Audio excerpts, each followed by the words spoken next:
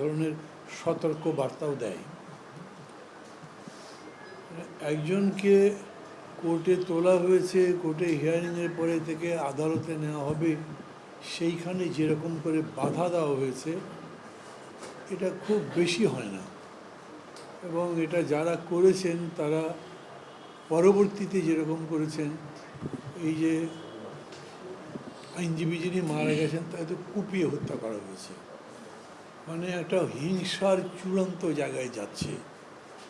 এইরকম ঘটনা আমরা আমাদের দেশে কম দেখি, আশেপাশে দেখি। মানে এগুলো মনে একটা রিপ্লিকার মতো,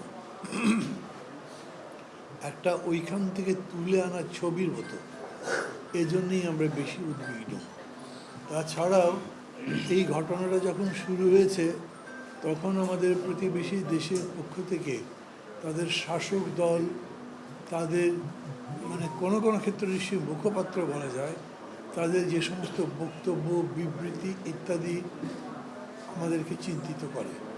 আর এই জন্যই আমরা আসি এই কথা বলতে, বিশেষ করে দেশের জনগণকে, সাথে সাথে যারা যারা অংশী এটার হতে পারে, রাজনৈতিক দল এবং ক্ষমতায় যারা আছেন তারা।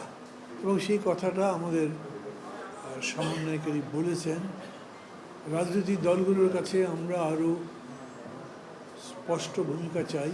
আছে সেটা, আমরা চাই সবাই মিলেও যদি দরকার হয়, সবাই মিলে বলতে যারা যারা বিগত স্বৈরাচার বিরোধী আন্দোলন করেছেন, যারা এই দেশে একটা সত্যি সত্যি গণতন্ত্রের চর্চা করতে চান, গড়ে তুলতে চান, অব্যাহত রাখতে চান, তারা সবাই মিলে এই অপতৎপরতা রুখে দেওয়া দরকার।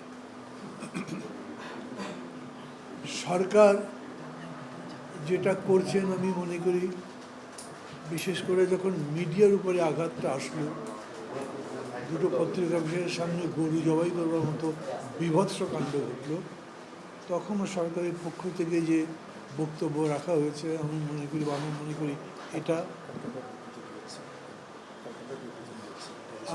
করি এটা ইতিবাচক আছে। এর উপরে আমরা বিবৃতি দিয়েছি। আমরা মিডিয়ার পরিপূর্ণ স্বাধীনতার কথা বলি, কারণ আমরা গণতন্ত্র নির্মাণ করতে যাচ্ছি, সেটা নিয়ন্ত্রিত গণতন্ত্র কোনোভাবেই না। আপনার কোনো কিছু যদি পছন্দ না হয় সেটা বলবার ধরন আছে, সেরকম করে বলেন, কিন্তু অস্ত্রের ভাষায় বলবেন, একদম জিঘাংসার ভাষা ব্যক্ত করবেন, এইটা কোনোভাবেই গ্রহণযোগ্য হতে পারে না। এবং তারপরেও মানে কোনো গ্রেপ্তার নিয়ে, কোনো একটা ঘটনা নিয়েও যদি আপনাদের বক্তব্য থাকে সেটাও বলবেন। এখন যেই ধরনের সংগঠন গড়ে তোলা হচ্ছে, সেই সংগঠনগুলো থেকে যেরকম করে বক্তব্য আসছে, স্লোগান আসছে, সেই স্লোগানগুলো যদি আমরা এরকম দেখি যে সেটা অন্য কোনো জায়গার স্লোগানের সাথেও মিলে যায়, তাদের প্রচারের সঙ্গেও মিলে যায়, তখন আমাদের উদ্বিগ্ন হবার তো কারণ আছে। অতএব আমরা সবাইকে আরও দ্বিগুণ সতর্ক থাকার জন্য বলবো, সরকারকে বলবো চোখ কান খোলা রাখতে হবে। সরকার ঘটনা ঘটবার পরে কাজ করবেন সেরকম না। আমরা সরকারকে এই বিষয়গুলোতে প্রোঅ্যাক্টিভ দেখতে চাই। কেন?